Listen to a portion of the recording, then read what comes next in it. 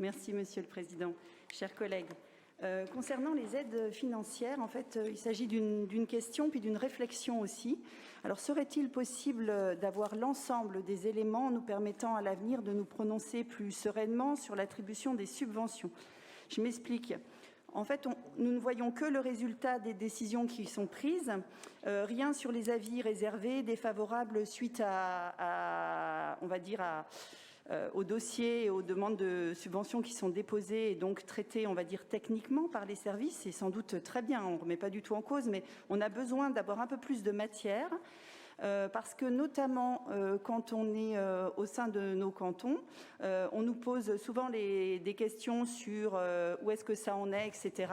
Et je trouve que ce serait beaucoup mieux pour l'ensemble du débat et puis pour la question de la représentation de ne pas avoir cette forme d'opacité. Et puis la deuxième chose aussi, c'est qu'il y a une trame pour les conventions. Alors, les conventions ne sont pas forcément en annexe de ce dossier-là, mais d'une manière générale, qui, dans les obligations des contractants, des co-contractants, évoque un sujet sur le développement durable. Et régulièrement, en fait, c'est écrit sans objet.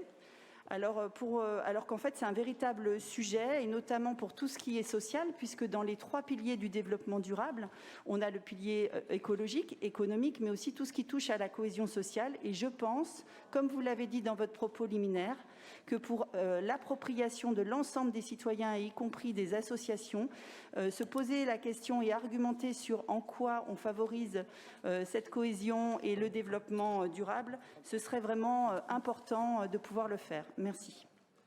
Madame la rapporteure. Merci. Il n'y a pas d'opacité, enfin, c'est des questions et des débats qui peuvent avoir lieu au sein des commissions, Monsieur le Président? Absolument.